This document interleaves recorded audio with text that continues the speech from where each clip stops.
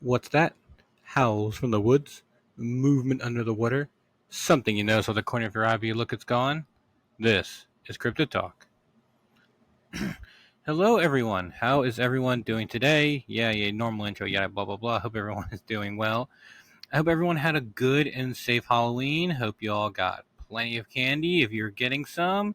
And if you were giving some out, that all went well without any problems. And if you got kids, I hope they got good candy as well. And I hope, I guess, it's finally Friday, back to our normal scheduled program. And, anything going on with me? Besides going to Kentucky, in 2 weeks from now, I will be in Kentucky for CryptidCon. So that'll be fun. Considering how it goes, I might try planning something out beforehand, maybe, but might do like a special live episode from from Kentucky, maybe. But we'll see. If not, I might have to record one earlier in the week beforehand just to be prepared for it and stuff like that. But we'll see. Anything else? Nothing in that field. Nothing in that field. No, I think that's pretty much it. So I did have originally I did have one topic in particular I wanted to do today, but of course I forgot my notebook at home and didn't bring with me to work during my free time when I'm able to write notes and stuff like that.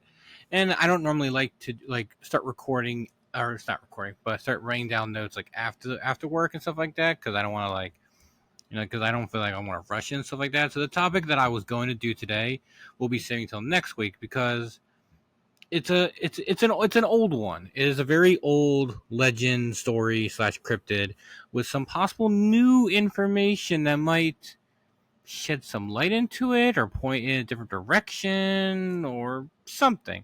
But what is that? Well, my dear listeners, you'll have to wait and listen till next week to find out. So, if you are curious what that is and this is your first time here, welcome. Be sure to subscribe to the YouTube channel, like, share, comment, all that fun normal stuff, and of course follow the Facebook page, facebook.com/cryptidtalk. That's where I post a bunch of stuff there and everything else like that. Now, sometime in the near future, maybe December, might have another poll for for a future episode because I've done two polls in the past of people voting what topic I should talk about next. And so probably might do another one in December. So we'll go from there. So if I had to go from a different topic from what I was going to do, originally to what I have now, well, what do I have now? Well, today's slightly a little bit of a different slash special episode. A little bit of a different episode. I'll say because I have talked about how I sometimes want to try to not always have try not to always do like a specific cryptid or something similar along those lines. I try to have something. I want to try to do like something stuff a little bit special, maybe like a very specific event or a kind of like topic or something along those lines, something a little bit different. And so today will be one of those episodes because hopefully when I get to Kentucky, there's a guest that I want to see if he's still interested in being my very first guest on the show and stuff like that. Who knows? Maybe I will do a live one there with him. I'll have to see what he thinks. But I'm definitely gonna be meeting a few. I'm definitely gonna be seeing and meeting a few people there who might be future potential guests for the show. So make sure you follow. Make sure you subscribe and follow, and make sure you don't miss any of those fun episodes when they come out. So okay, so what is today's special episode or different a different episode, you should say? Well, it's kind of gonna be a little bit like. Now there might be some stuff I might have said before in the very first episode of like what is cryptozoology and stuff like that. But this time, And so more or less today's episode is gonna be about why cryptozoology is important. And why it's something that should be, just a very helpful topic, and just why is it important kind of thing. Pretty much that's there we go. Why is it important and everything like that, and we're kind of gonna go over that from there. I might say some stuff I said from the very first episode, some new stuff that I didn't mention before, and stuff like that. Which I'm kind of surprised I didn't, but so we're kind of gonna go more into it today, and personally, why I think cryptozoology is an important thing to have. So, of course, if this is your first time, we'll do a quick little rehash of what exactly cryptozoology is. Well, cryptozoology is the study of animals that science does not have scientific proof of yet. Because the ology part is always like the study of, and then the whatever's in the beginning of it would be the like the thing that it's studying. So primatology, the study of primates kind of thing, or primates study of, so something along those lines. So if you get that, so you can get that differential, you see, you can get the difference between and everything like that. So, and obviously, so I guess we'll kind of start off with, uh, how did cryptozoology, before we can really get more into that and everything like that, but we're going to kind of start with, excuse me, how and when did cryptozoology get started? Well, there are two people involved with cryptozoology starting and becoming a thing. Um. Okay, I'm gonna try to pronounce this first person's last name. I think I got it. Bernard Heuvelmans, Havelmans. All right, close enough. And Ivan T. Sanderson. These are the two that are considered as the founders of cryptozoology. All right, let's start with our first guy. So Bernard, a Belgian-French scientist, explorer, and writer who is credited with inventing the term cryptozoology in 1995. His book, 1958 book on the track of the unknown animals, is considered a watershed moment for cryptozoology subculture. And the other man, Ivan T. Sanderson, a Scottish-American biologist who credited with the first using the word cryptozoological in print in English in his 1961 book Abominable Snowman: Legend Come to Life. He also wrote two articles on sea serpents in 1947 and 1948 that served as a catalyst for Heuvelmann's use of the term cryptozoology. So Ivan was the first one to kind of use the word cryptozoological in the sense of, crypto being like the mystery, and like zoology, the ology part, we kind of go already. Hold on. And so Ivan first got that started when he was writing a book about the abominable snowman, and of course when he started writing his book, books beforehand about sea serpents, which I'd actually let him try to find and see what they say, because reading stuff on ancient not ancient, sorry, that's not the right term to use, but early, very like the start of cryptozoology, it would be really interesting to see how people write about the topic back then compared to how it is now and everything like that. Hold on, I gotta get water. No, come on, got it.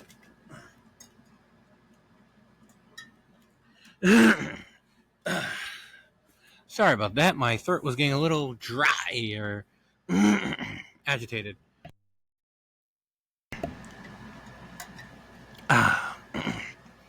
So, Ivan T. Sanderson started with all this with his books and everything else like that. Cryptozoology, even during the early times, let's see, because I got a bunch of stuff we can read and everything like that. Cryptozoology for a lot of people, is kind of like a where should we start? How should I start this kind of thing? And some people say it's kind of like a pseudoscience in a way, which actually not, hold just so I don't like start making stuff up. Pseudo.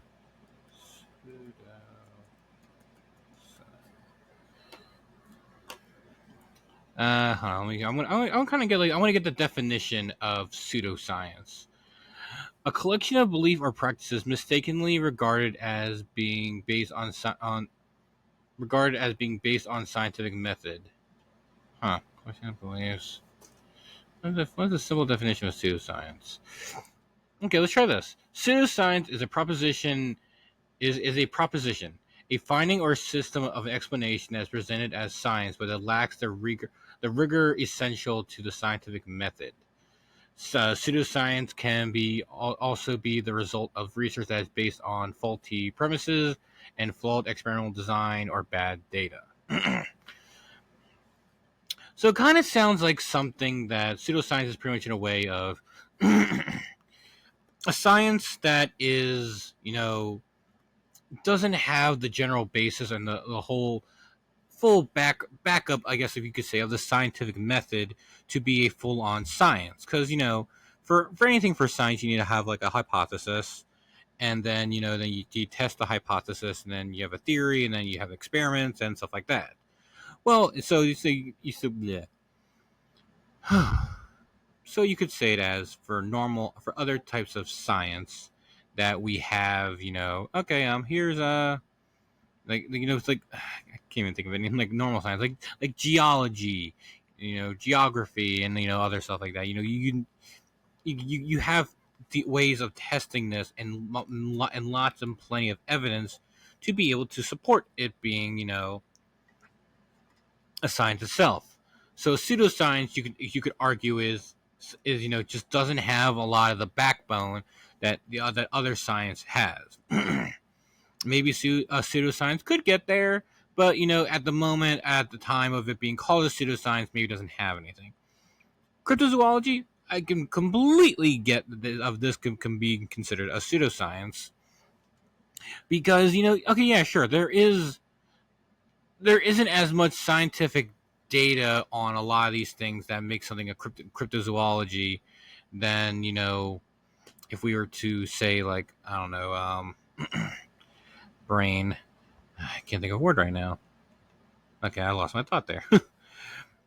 But so, God, where the hell was I going with that? Man, okay, yeah, I lost my thought there. So yeah, because the cryptozoology, has there are so many expeditions, so many ways of trying to prove the creatures that are in cryptozoology. Like the prime example being, Bigfoot, Loch Ness monster, Mothman, all those. And all of that is trying to figure out, you know, what is cryptozoology in a sense. Like, and what are these things? Some people are like trying to, trying to just like, oh, I want to go see if I can, see a Bigfoot in the woods, stuff like that. But like, I saw one, like, cool. Like, here's my story. It's like, oh, cool. You got any proof or evidence? I'm like, and people are like, no. And so the thing that makes cryptozoology difficult to, if it is even possible to get it out of the pseudoscience, is just the how hard it is to get the evidence for things. Sure, if we wanted to do like seismology and study of like, I can't, certain things like like astronomy and certain things that may seem difficult at first, but in the end we were able to figure out a ways of being able to to be able to study it and to be able to make it into a science now. And some of these things we can't even like physically touch, like like stars and like the continental crust of the earth, and there's certain things we just can't really touch, but yet there's been enough evidence, like confirmed evidence Lots of hypotheses that have been then confirmed or denied after doing experiments, and stuff like that. Like they went through the scientific method. Actually, you know what? Hold on a second. I think that's actually a good idea. Come on, Google. Come on, Google. Google's being a butt. There we go. Okay, the steps of the scientific method. So I actually thought this is actually a great idea. We are actually going to start. We're going to actually go through the steps of the scientific method. I accidentally turned on my TV. No, TV, turn off. Turn off TV. There we go.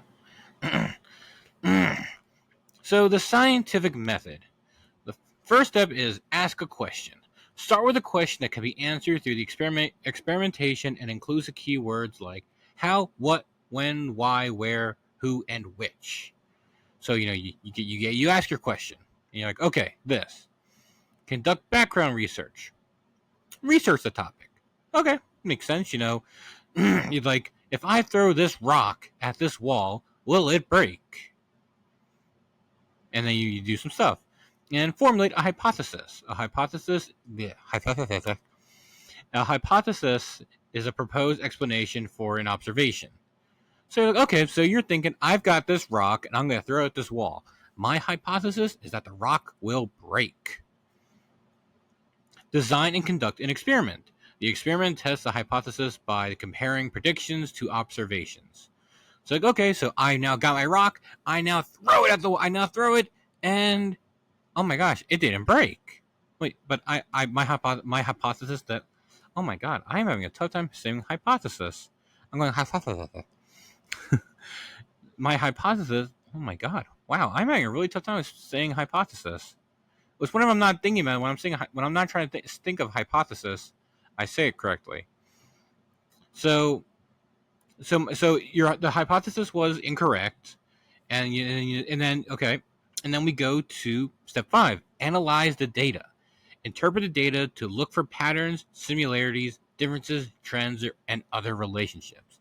So, of course, like anything, you do an experiment. A lot of times you do an experiment multiple times. You're like, okay, maybe I throw it a little harder, or not as hard, or from a farther distance, or closer up, or at a different kind of surface, or throw a different kind of rock. You do all that. You have all the different hypotheses, and then you do multiple experiments to get, because you do the rock the first time, and there's your baseline experiment, and then you do it again with something differences, and then you get like variables, and then you kind of compare them all, and then you can compare all the information you have, and then you kind of get like a idea of everything like that. The number 6 step: draw a conclusion. Use critical thought and logical reasoning to explain or interpret the observation. So then after your experiment, you're like, okay, what happened? Why did it happen? What can I do differently and stuff like that. And then, of course, once you're all said and done, you share the results. Share the results of the scientific method. So you go to some random person and be like, hey, I threw a rock at a wall and it didn't break. Isn't that awesome? To be like, what? No, get away from me. What? No, what? And then you just go from there. And then they're like, oh well, I guess I'll just do it again. And then you'd go through all the different steps and you just try it again and again and again and again. So why is this important to certain sciences have become a science, and certain ones like cryptozoology are still stuck as a pseudoscience? Well, some of this stuff, obviously you can look. Okay, now we're gonna go through the 7 steps again. I don't think I drank a lot of water today. I think I need to do that more. So we're gonna go through the scientific method again, but this time we are going to start, with it being more of like in the sense of like cryptozoology. So obviously, there's many different directions of where I can go. Where I could pick like who, what, when, where, why, who, and which, and all that. Okay, how? Okay, and I could just go from there and just be like, okay, like this. So, we'll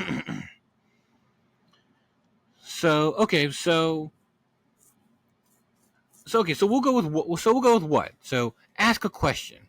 What is Bigfoot? Let's just start with something that in terms simple in a way. So then, of course, someone who wants to know does the second step, conduct the background research. They research the topic. They go through all the different books and the internet, researching the topic of what is Bigfoot, what are the theories behind it, where are some explanations, like you kind of go through it from there. And afterwards you kind of formulate a hypothesis. All right, okay, so my hypothesis is that Bigfoot is let's just my I think Bigfoot is this. Like, okay, so that's your hypothesis, and a possible explanation for your observation. Design and conduct the experiment. This is where now I believe now I could be misinterpreting this wrong but in my mind I feel like it's step 4 is where this gets tricky because the big thing for a lot of people, first of all, is trying to see these things. Like, I want to go out in the woods and I want to see a Bigfoot, kind of thing. And people are like, "Whoa, I saw a Bigfoot," and like, "Okay, cool." It's like, what evidence you get from it? Oh, nothing. I just saw a Bigfoot. It was really cool, kind of thing. It's like, okay, sure. Some people. There are a lot of people who see Bigfoot and their explanation. They're not like prepared for it. They didn't expect it to happen. They probably didn't even believe that. They didn't even know that Bigfoot even existed, or or didn't believe it. And all of a sudden, boom, there's a Bigfoot right in front of them. So then, of course, that starts the whole like. Then that's like, well, of course, they wouldn't be able to, do any scientific research, anything scientific on it because they're like for a lot of times in certain circumstances like that, depending on how they see it. For a lot of people, their flight and fight responses probably kick in really quickly. So they're like, "I'm gonna go by," and they probably just peace out. So, but then of course, there are the researchers that are trying to prove the existence of it. They have their hypothesis, and of course, they try to design and conduct an experiment. Trying to get some sort of observation or some sort of physical evidence like DNA or hair or video or something a bit more concrete. Something else that I heard of is on the podcast I listened to, Bigfoot and Beyond with Cliff and Bobo. If you haven't already, they are fantastic guys. They were on Finding Bigfoot. I would go find them, listen and subscribe to them. Tell them Cryptid Talk sent you. And so they were talking to someone who on their property they have like different like call blasting, and they do something on their property. It's been a little bit since they heard about it, so I might be a little iffy on the information, on the details. But they do something with like call blasting on their property, and they don't do it all the time. But they believe that when they do call blasting, during which call blasting is they press a button and a speaker sends out a Bigfoot call into the woods so it can be heard for miles and miles in hopings of getting a response or a Bigfoot to come closer. And so normally this person only seems to do this during like a certain time of the year, I believe. Like, let's just say they do it for like one season. Cliff actually suggested that the person said like, yeah, like I do call blasting during this, and they seem to kind of they do this or they don't do that, something along those lines. And Cliff's like, okay, well, do it for a longer period of time throughout multiple seasons, and then for like a year or two. And then once you have and that's your experiment. You design an experiment, which your experiment then tests. Like, all right, how does call blasting what differences or similarities does call blasting have throughout the year when it's done through all 4 seasons for 2 years? So pretty much, hold on, I do 2 equals. So for 730 days, give or take, for 2 years, what do we, like what did you find out from your experiment? What did you learn? Did you figure out, did your hypothesis or theories, come to fruition? Because like for there to be, some real concrete data, there needs to be multiple what's the word I'm looking for? I think I kind of like multiple different like experiments within it to be able to get like you do the first one, that's your baseline. It's your baseline experiment. I remember that from Mythbusters. But then you must do multiple experiments afterwards to get like different variances and differences between them to be like, okay, like all right, I did this and this happened, this happened. Okay, I got some similarities here in this one. Like you gotta have more information, because once you have more information, you can then have a greater idea of what the information you have with you is. What does this information say? It's like, okay, well, I do call blasting on weekends. In I do call blasting all the day. All the day. Yeah, every day.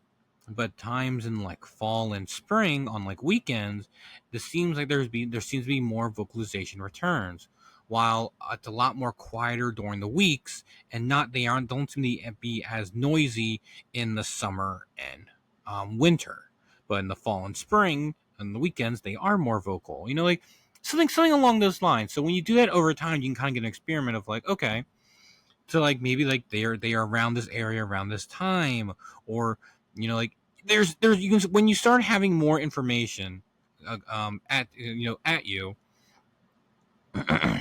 you can then start going of like, okay, we got this information, what can we learn from it, kind of thing. And then of course, it's kind of, and in some cases you can analyze the data, and that's what they're hoping to get, is you analyze the data, and then hopefully you can draw a conclusion, and then from there you then share the results. Now, there are some things, people have been able to do, but like that's that fourth step of being able to conduct the experiment. It's difficult. Bigfoot is probably one of the best examples for this, because there's a lot more evidence to support the existence of Bigfoot compared to other cryptids like Dogman, Mothman, and stuff like that. It's kind of hard to do an experiment with Dogman if they are. I would even say probably more rare than Bigfoot, and it's hard. Like they seem to be everywhere, but at the same time, it's like they're not though. Like there is not. They're very hard creatures to find and everything like that. So it's that's where it gets tricky and stuff like that. And that's why in some cases cryptozoology will probably be stuck at the pseudoscience for a while, hopefully not forever, because of what I believe that fourth step in the scientific method. So um, I think we'll get there someday. It's gonna start with Bigfoot. Bigfoot will be the key thing that gets it going with that, and hopefully we'll start propelling other for people to take it more seriously.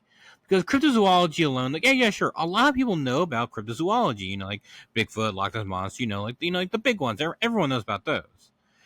But people most think about like, oh, that's just like a hobby, or just something for like fun, like a conversation, stuff like that. Like many people, especially people in the scientific community, don't take cryptozoology serious because again, it doesn't follow it doesn't easily follow the scientific method. So it's kind of it's tricky. And of course, being a cryptozoologist, I would like to be one day, but I don't think I can, because I don't think I'm personally I'm smart enough to it. But to be a cryptozoologist, you do need to have some study and some sort of um, what's the word for it, like something more along like animal science or something along those lines to help like give you like that background for it and everything like that. But I definitely couldn't do it, or the time for it. Yeah, and of course, like there's also not a lot. There's a lack of media coverage, for it, because a lot of sciences is like, like it's like, oh, okay, like it's like, oh, big news, this scientist just saw a possible planet, like 3 billion light years away that might be similar to us. Like, whoa, kind of thing. Like that gets on the news, newspapers, it gets everywhere. Cryptozoology rarely ever gets it. I would probably say probably some of the bigger times of cryptozoology getting any sort of coverage at all whatsoever was probably around the first time, the Patterson Gimlin footage came out. The one picture of Nessie that was proven to be fake, and like whenever like these first big time things ever happen, like that's probably when cryptozoology got its biggest, like biggest coverage was during those times. When over time, people are like, like it doesn't really get as much as there. Like sure, like probably one of the best shows that probably really did its best with cryptozoology was Monster Quest. I love Monster Quest. I'm rewatching it right now, and it's just good. There's so many good episodes, so many good topics.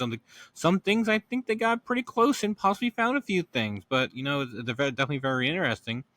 It was probably one of the best ones for cryptozoology because that's where I learned about so many cryptids through that show and everything like that. And I'm like, wait, what? Wait, what? This? Wait, what? It's crazy, kind of thing. And then of course, then finding Bigfoot then elevated, got my love of Bigfoot and then elevated to monstrous skyrocketed levels, kind of thing. So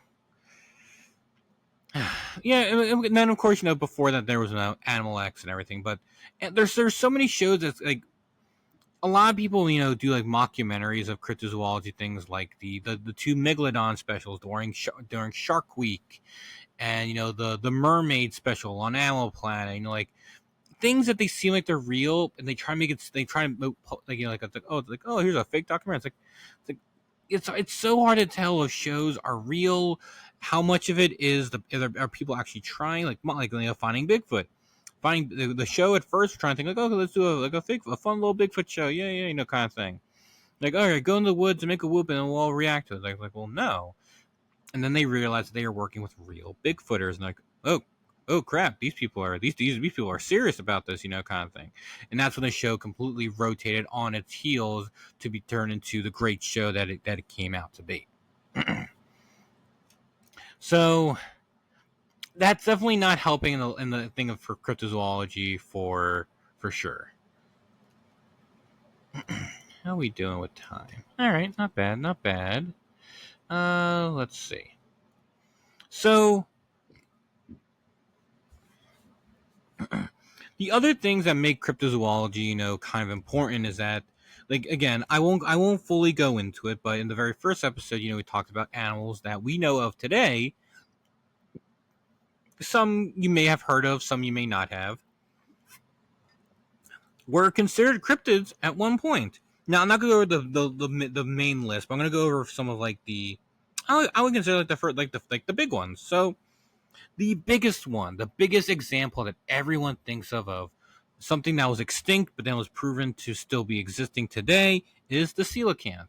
There are like two or so small areas of coelacanth in the world as that we are aware of so far. Coelacanth, if you didn't know, was an ancient species of fish that lived during the times of the dinosaurs millions and millions of years ago. But one washed up was found on a dock one day, and then after years and years of finding, searching, they were found that they still exist. They are still alive today. And that's obviously like the crown example. I think that's also the logo, the Cryptozoology Museum in Maine, I believe, I think it's in Maine, run by Lauren Coleman. Hoping to get up there. Hopefully, that's on my bucket list of getting up there. Because I have gone to the Mothman statue, so that's knocked off my bucket list. And and of course, the ocean is a mystery. We can't sure we could probably explore every inch of the bottom of the ocean, maybe. But if we can't look at every direction at once and see through it clearly, we will probably never be able to find everything that's in the ocean.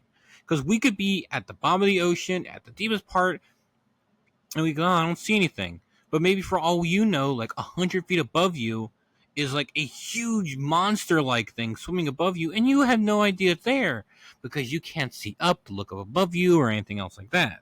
So that's why the coelacanth, was like so hard to be found, and then of course, when it's found, it's like, oh my god, it's real. And let's continue on with the ocean. Another prime example of that is the giant squid. giant squid have been washing up on beaches all over the world for years. They were found in the stomachs of sperm whales, washed up sperm whales, and sperm whales that have been observed in their natural habitat have seen the big round suckers on their faces from the giant squid that they fight in the bottom of the ocean. And then, of course, all like the live picture that one has been found, the video, seeing one in person, like giant squid were originally supposed to be might be one of the things that might have been mistaken as the Kraken. But if you want to learn about the Kraken, go back a few episodes where we talk about the Kraken. It was a fun one. So coelacanth, giant squid, animals of legend, especially the giant squid. Of all that. We always heard stories about them. Like things that shouldn't be real, but in time and with luck and perseverance, they were discovered to be true. Sure, stuff like the fact that we were able to find like coelacanths and like giant squid just like and like actually being able to find that in like the oceans is pretty remarkable, just because of how big big the ocean really is. But so now here's another example. Now this one has not been proven yet, but I believe this one is only a matter of time, especially because of recent evidence supporting that there might be even more DNA evidence to help bring it back. And I'm talking about the Tasmanian tiger. Again, I have talked about Tasmanian tiger before. If you want a deep dive on that, go back to the end of the Australian cryptid extravaganza four-parter episodes that I had. And the Tasmanian tiger was an animal that used to live in Australia, but the last one was the last known one to live, die in captivity in 1936. But of course, ever since then, there's still been stories of them popping up and people getting good looks at them, seeing them with their young and stuff like that. So it seems to be thriving in some some form or fashion. Oh, my throat. But at the moment though, that one still has not been confirmed yet. But apparently, recently, a skull with like a hair fiber skin was found recently. I keep saying something saying that they found like a trash can or something like that in like a lab or something, but was found, and they might be able to use that to help finish the sequence that needed to be able to start reproducing Tasmanian tigers again. But soon enough, though, I believe that because there are videos, there's evidence out there showing possible Tasmanian tigers, and I believe it is only a matter of time before this one is confirmed to still be alive. Because people have seen this thing, sometimes in broad daylight, sometimes with the headlights still on. I've gotten a good look at it without any question of a doubt that like, yeah, I just saw a Tasmanian tiger right in front of me cross the street. So I think that one is just a matter of time before it is proven. And then some of these are some like the more, the some of the the important things of it. But now, why here are some other things why cryptozoology is important. Now this one I don't think many people consider it or don't really think about that often when it comes to cryptozoology. Thankfully, there are some places around the world, especially in the U.S., that have started doing this for when Bigfoot is proven. The biggest one, conservation. The protecting of habitat for these animals to thrive in. There are counties in California and other states. The Chinese government has recognized the Yeren, the Chinese wild man, as an official thing, to where there is protection for it. Certain places in the United States have placed Bigfoot under laws of like do not shoot a Bigfoot or you will be you will be charged. And in certain counties, like state, certain places, are putting these laws in line for protecting the creature for when it is proven, showing that okay, certain places are slowly coming along to the idea of Bigfoot, because some people have been able to go through the steps of the 7 steps of the scientific method, showing okay, bam, bam, bam, bam, bam. They're going on the list and they're making valid arguments for a lot of these things. With a lot of the evidence, first person testimonies and everything else like that. People are so a lot of people's eyes are starting to open. A lot of people haven't. There are still people, even with all the evidence that is out there. Some of it may not be very concrete, but you can't disregard the amount of evidence that there is to just say that people are misidentifying something or there is nothing. But of course, so in time, it really is only a matter of time till Bigfoot is confirmed. It's not a matter of if, it's just when. And I'm hoping I'm hoping within the next 30 years. Hopefully sooner than that. But it's only a matter of time that Bigfoot is confirmed. It will happen. So yeah, so conservation, and again, is always important, especially like protecting our oceans. The amount of creatures, even just normal creatures that are down there, you want to protect, and of course, all the creatures that we haven't found yet. So conservation is a very important one for protecting this, even if something hasn't been confirmed yet. Up until the point to when it is confirmed to be real, we want to try to protect the environment so that when it is confirmed, protection laws can then be made for it to protect the lands of it, so that the creature that can then thrive and be able to continue to exist and not just fade off into legend or extinction because we humans were dumb, and hopefully we don't get to that case. Another one why is important is psychological significance. Cryptozoology can help people channel guilt over the destruction of nature of the natural world and the species lost. It can also help people recapture a sense of danger and mysticism in the world that feels overexplored. There is so much of the world. Come on, legs move. Oh, that's better. There is so much of the world we have not explored. If you, I'm moving away from the mic. If we like, actually, no, okay, no, nope. We are looking at we're looking at more lists. Hold on. How much uh how much of the Earth's surface have we explored? All right, let's see. According to the Earth's surface, the majority of the ocean. Okay, that's just the ocean. Okay, how much of Earth's land has been explored? Because I think what was going at was like the surface, including like under the water.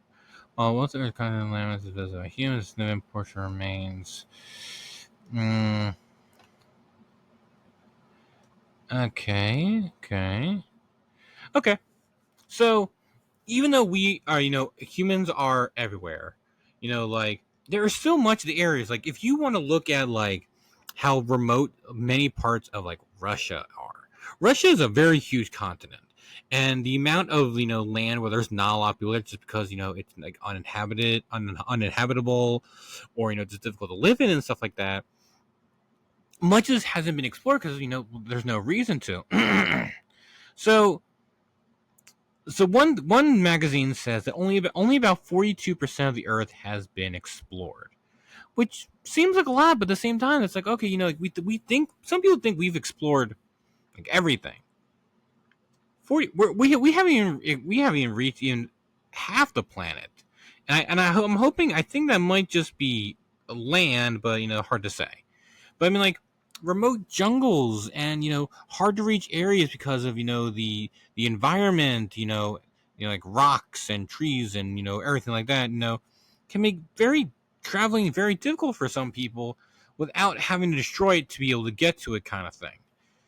Again, being like remote jungles and deserts and other things like that, like we probably won't be able to fully explain it or explore everything just because of how difficult and how dangerous it might be to try to even explore some of these places. So, hold on, let's go back to where we were going, like that. So the idea of having cryptozoology as around because it's good to have because the mysteries that that it has, it fuels our imagination for exploration and discovery. You're like, oh, it's like if you go into a new area, it's like, I wonder what is just over that hill, or man, I mean, I wonder if I'll find something really cool in this little cave. Maybe I'll find something. Like it's the mystery, it's the questions that fuels people to be like, we must explore and discover. But then for us to be able to explore and discover things, we have to go back a little bit and protect the environment so that we can do that. The conservation effort. And so like that help. So they all these different reasons they start helping with each other with that.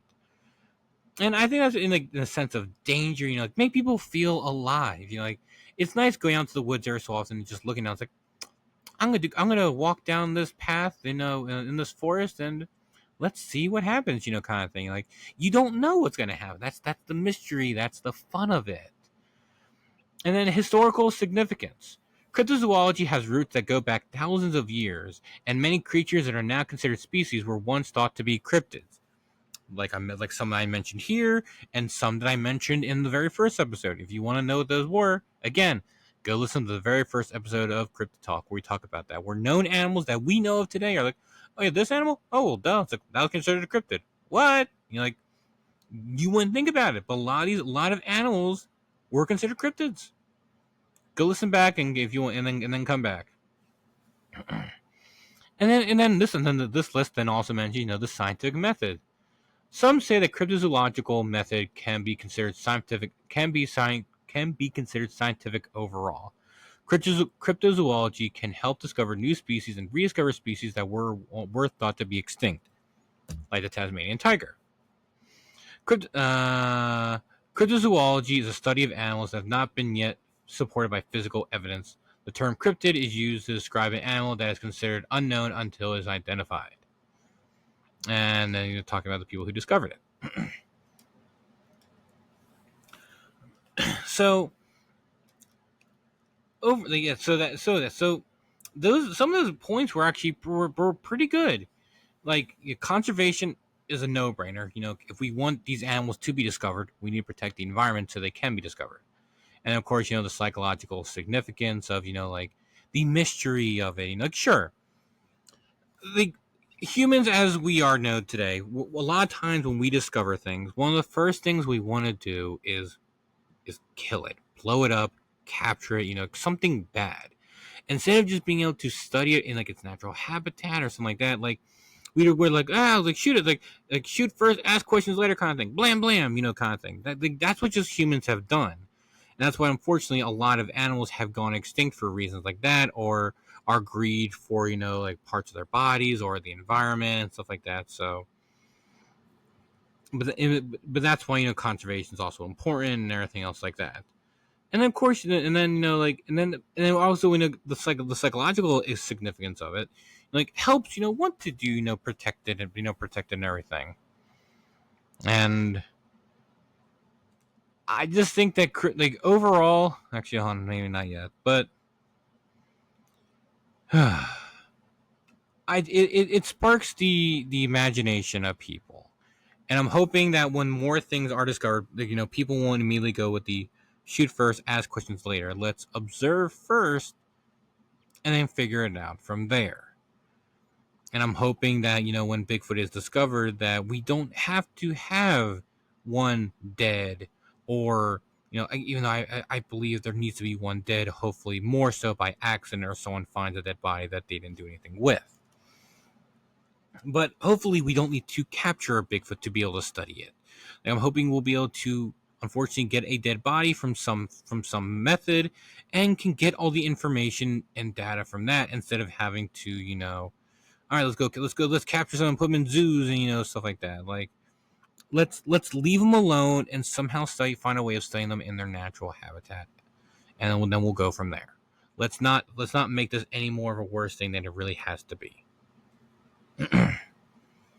And overall, I believe cryptozoology is important because it has it it has so much more significance to the world than people might think.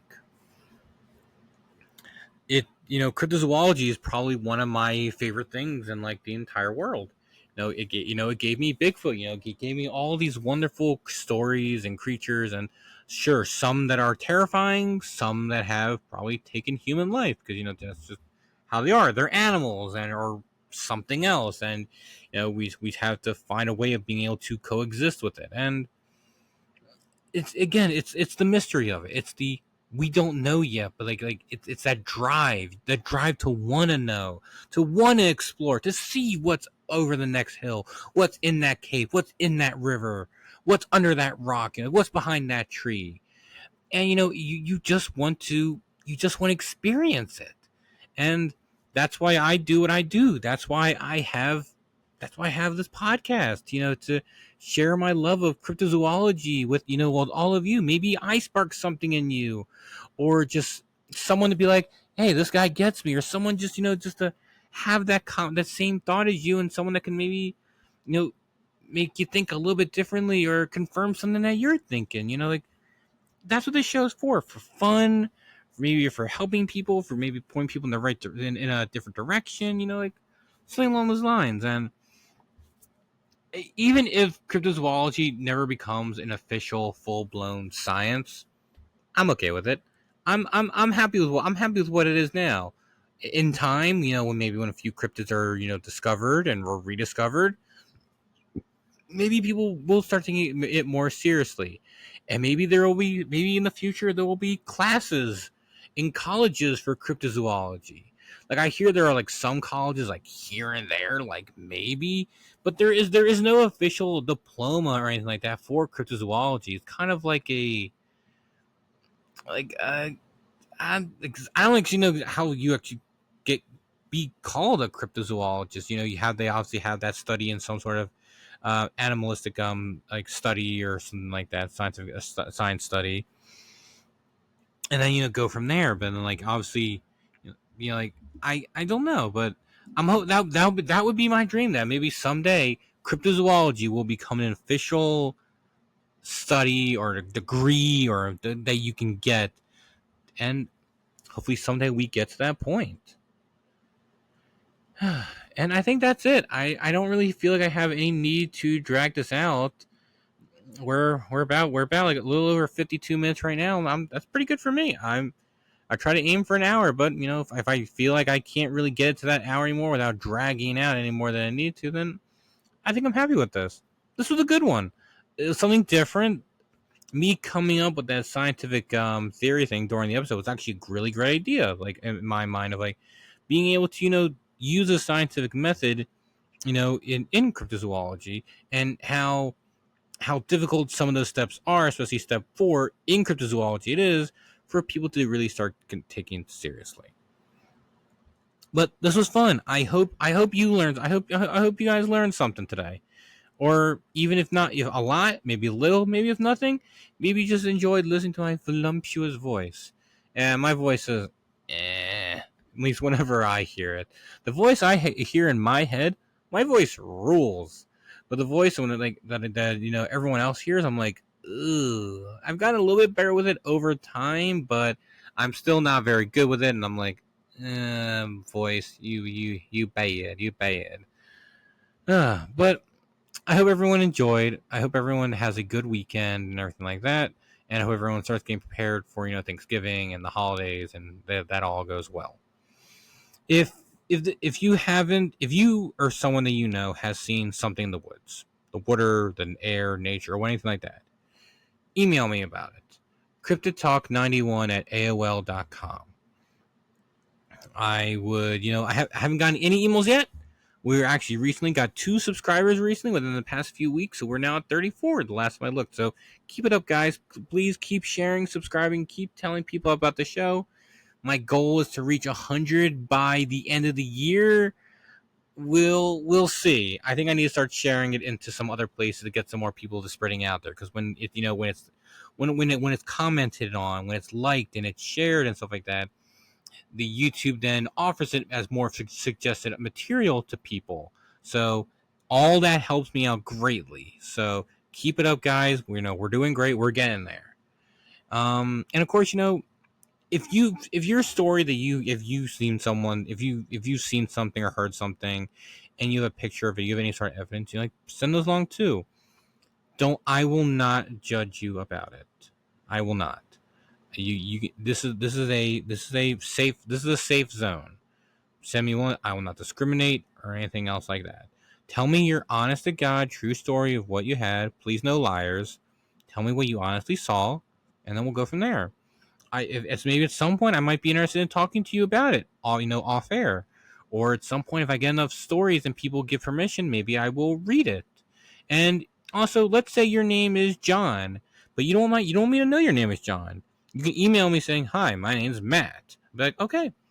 If you want to email me your name, whatever you want me to call you. And then like if you feel like that is necessary. If not, you don't care, just be like, "Hi, hi, John." It's like, "Hi, Mike, my name's John. What's up, John?" Kind of thing.